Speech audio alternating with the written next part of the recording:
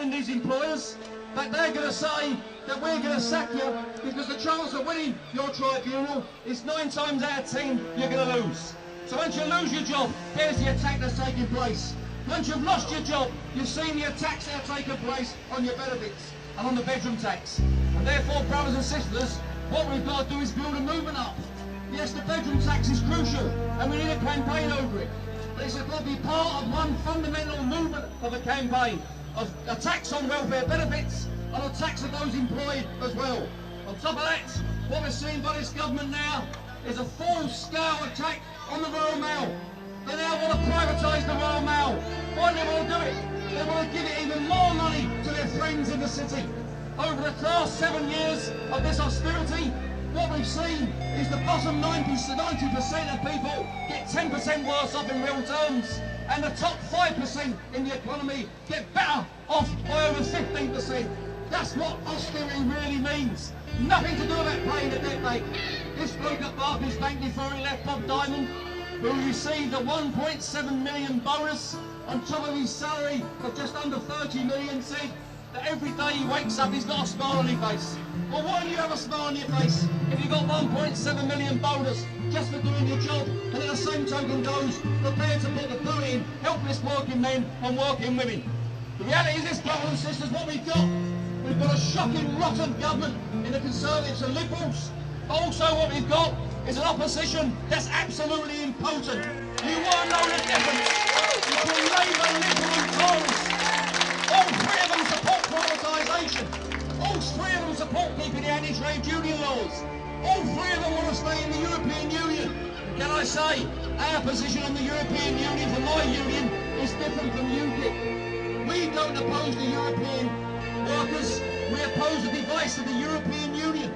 The European Union is to drive privatisation and is to drive the rich even richer. As far as I'm concerned, our country has always welcomed immigrants. The railway that I represent workers for was built by immigrant labour. Irish people come to this country and build them. Immigrants will be welcome in this country, but I'll tell you what the real criminals are. The criminals are their agencies and their gang masters that want to undermine British workers with labour from abroad to undercut their pay and conditions. Just walk down to the docks here in Liverpool and you see what's going to happen. Well, you see the flags of convenience. They're no flags of convenience at all. They're flags of exploitation. What they're about is bringing Indonesian workers, Bangladeshi workers on rates of pay of less than $1 a day to work on those ships. Why are they doing it? They're doing it on the basis they can build their bosses even bigger profits up. As far as I'm concerned, immigrant labour are our friends. The only problem should be that anyone working alongside another worker should get the exact same pay and conditions as their friends the other side of it. That's what the issues are. Therefore,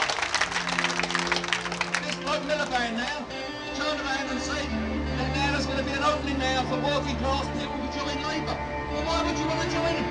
I've got to say this, what are they going to do for you? Do you honestly believe that if you join Labour, you can turn it around into a vehicle to represent working men and working women? That's gone, it's dead. It's like an old relationship. It's finished. And as quicker people move on with their life and get a party built on Labour by the trade unions in the community, we'll be dragging and dragging and dragging behind, looking after working men and working women. What do we really want at the end of the day? We're going to be arguing about the bedroom tax. We want to be arguing about building more houses and putting more bedrooms in them. We're about giving our kids some hope and some in society. Give them an opportunity to get apprenticeships. Start building things again in Britain and exporting them around the world. Digging the 300 years of coal that's beneath us to manufacture and put into the industry. Instead of spending millions upon millions of pounds on weapons of mass destruction, we could be spending billions of pounds on constructing society rather than trying to destroy. And therefore, brothers and sisters, what we need to make sure is Tony O'Hara makes it quite right. We need to have a general strike. Those people who say that we can't have it, then what are you going to do?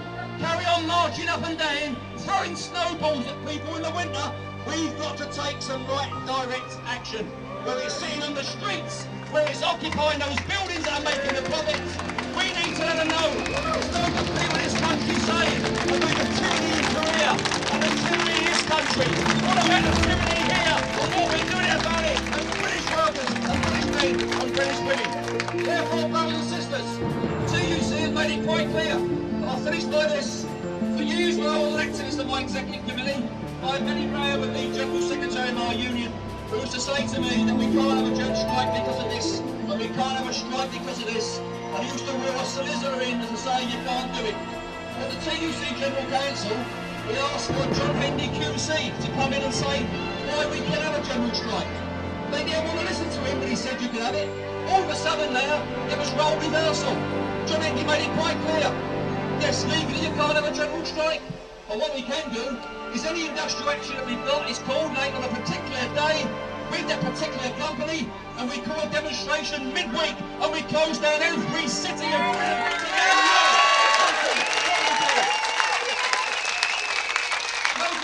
massive buildings with massive cars running people from A to B, worrying about their staff expenses account when you